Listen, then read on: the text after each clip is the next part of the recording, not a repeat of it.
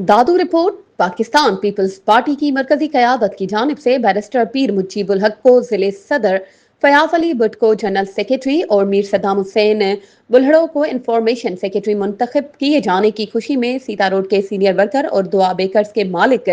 जाहिद हुसैन सोलंकी की सरबराही में दुआ बेकर्स पर तकरीब का इनेकाद किया गया, जहां केक काटा गया।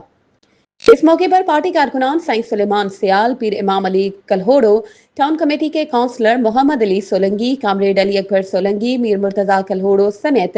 बड़ी तादाद में जियालों ने शिरकत की।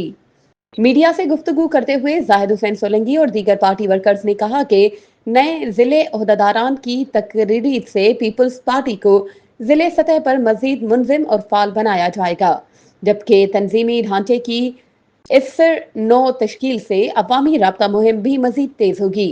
इन्होंने कहा कि क़यादत के इस अहम फैसले के बाद जिले दादू में पीपल्स पार्टी के कारकुनान और जियालों में खुशी और जोश की नई लहर दौड़ गई है और उन्होंने नौ मुंतखब क़यादत पर भरपूर एतमाद का इजहार किया है।